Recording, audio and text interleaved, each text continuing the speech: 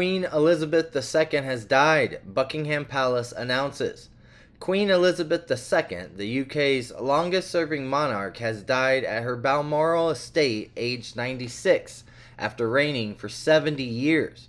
Her family gathered at her Scottish estate after concerns grew about her health earlier on Thursday. The Queen came to the throne in 1952 and witnessed enormous social change. With her death, her eldest son Charles, the former Prince of Wales, will lead the country in mourning as the new king and head of state for 14 Commonwealth realms. A Las Vegas public official is being held on open murder charge in connection with the killing of an investigative journalist, the sheriff says. An elected county official in Las Vegas is being held on an open murder charge in connection with the stabbing death of a veteran journalist who had reported on the official's purported wrongdoing, a sheriff announced on Thursday. Memphis police arrest suspect in shooting rampage that killed 4. A young man who went on an hours-long shooting rampage around Memphis, Tennessee, gunning down at least 4 people, was arrested on Wednesday night, police said. Steve Bannon, charged with money laundering, conspiracy, and We Build the Wall fundraising fraud case.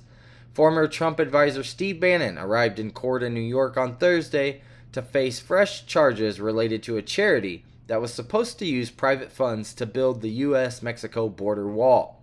Police are investigating how the second suspect in the Canadian stabbings died. The last suspect in a horrific stabbing rampage that killed 10 and wounded 18 more in Western Canada is dead following his capture, but how he died after being taken into custody has prompted fresh investigations. U.S. Secretary of State Antony Blinken commends Ukrainian counteroffensive during unannounced trip to Kyiv. The United States Secretary of State Antony Blinken commended the Ukrainian counteroffensive during an unannounced trip to Kyiv on Thursday, saying the effort to regain control of Russian-held areas of the country was, quote, proving effective. And Ukraine launches surprise counterattacks against Russian troops while they're distracted in the south. Ukraine appears to have surprised Russia this week with a series of counterattacks in the northeast of the country, with military strategists saying Kyiv is likely to have taken advantage of a recent redeployment of Russian troops to defend against a counteroffensive in the south. Albanian police search empty Iranian embassy after papers burned. Albanian counterterrorism police searched the empty Iranian embassy in Tirana on Thursday, hours after Iranian diplomats burned papers inside the premises following the severing of diplomatic ties over a cyber attack. The IDF says a Palestinian teen was shot dead after attacking one of its soldiers with a hammer.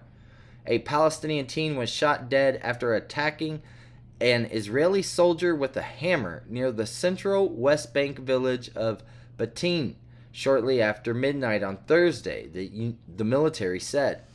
And NASA's asteroid-slamming spacecraft catches first look at its target. NASA's Double Asteroid Redirection Test, or DART, spacecraft just beamed back the first image of its target, the moonlet Dimorphos, as well as its body it orbits, the asteroid Didymos. DART is a planetary defense test mission designed to impact the moonlet and to alter its trajectory around Didymos. If proven effective, this spacecraft design could potentially be scaled up to deflect an Earth-bound asteroid. Both Didymos and Dimorphos pose no current threat to Earth.